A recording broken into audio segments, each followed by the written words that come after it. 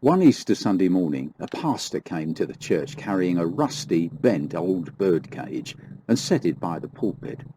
Several eyebrows were raised, and, as if in response, the pastor began to speak. "I was walking through town yesterday when I saw a young boy coming toward me swinging this bird cage. On the bottom of the cage were 3 little wild birds, shivering with cold and fright. I stopped the lad and asked, 'What you got there, son?'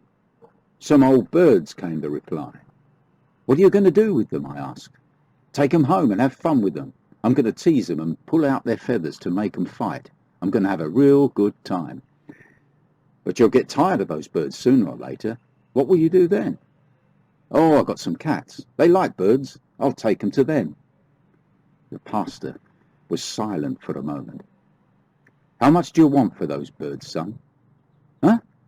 Why, you don't want them birds, mister. They're just plain old field birds. They don't sing, they ain't even pretty.' 'How much?' The boy sized up the pastor as if he were crazy and said, $10. It's an American story.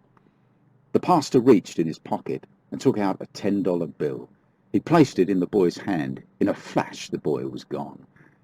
The pastor picked up the cage and gently carried it to the end of the alley where there was a tree and a grassy spot. Setting the cage down, he opened the door and, by softly tapping the bars, persuaded the birds out, setting them free. Well, that explained the empty bird cage on the pulpit, and then the pastor began to tell this story. One day, Satan and Jesus were having a conversation. Satan had just come from the Garden of Eden, and he was gloating and boasting. "Yes, sir, I just caught the world full of people down there. Set me a trap, used bait I knew they couldn't resist, got 'em all." "What are you going to do with them?" Jesus asked. "Oh, I'm going to have fun. I'm going to teach them how to marry and divorce each other, how to hate and abuse each other, how to drink and smoke and curse, how to invent guns and bombs and kill each other. I'm going to have some real fun." "And what will you do when you get done with them?" Jesus asked. "Oh, I'll kill 'em."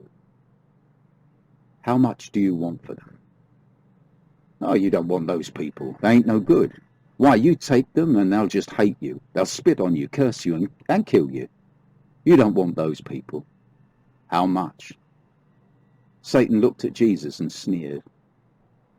"All your tears and all your blood."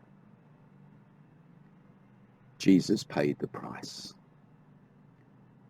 "Ye know that ye were not redeemed with corruptible things, such as silver and gold, but with the precious blood of Christ." 1 Peter chapter 1, verse 18 following. Now, the theology of this story is not perfect at all, but the spirit of the story, the truth that it embodies, is pretty good.